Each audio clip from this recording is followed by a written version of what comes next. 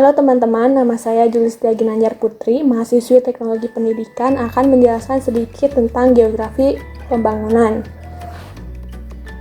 Geografi pembangunan adalah cabang ilmu geografi yang mengkaji standar hidup dan kualitas hidup manusia. Dalam konteks ini, pembangunan mempunyai arti sebuah proses perubahan yang dapat mempengaruhi kehidupan manusia.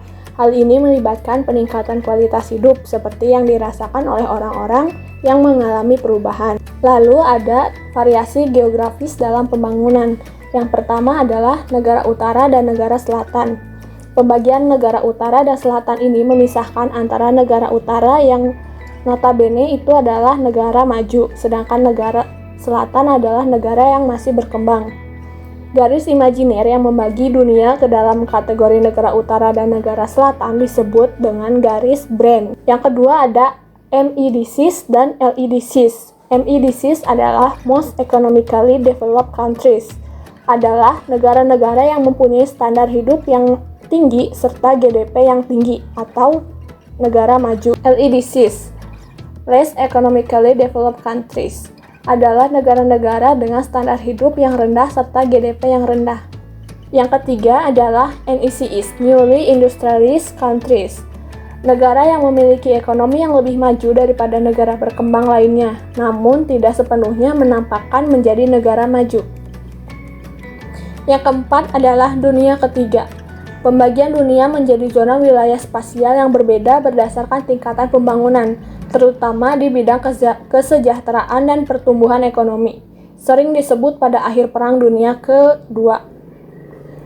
Lalu selanjutnya ada teori pembangunan, pertumbuhan kota, pembangunan berkelanjutan, serta kemiskinan dan kesehatan.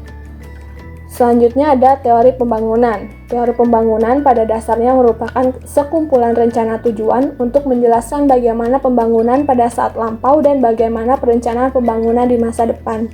Teori pembangunan dibagi menjadi 4, yaitu teori modernisasi, teori dependensi, neoliberalisme, dan post-development. Teori pembangunan berbicara mengenai analisa dalam masalah pembangunan dan cara menyelesaikan masalah dalam pembangunan tersebut. Selanjutnya ada pertumbuhan kota, pola kota besar di negara berkembang. Di negara berkembang, pemukiman kumuh dapat ditemukan di pinggiran kota. Sangat berbeda dengan kota-kota di negara maju di mana daerah pinggiran kota sering dijadikan sebagai pemukiman mewah.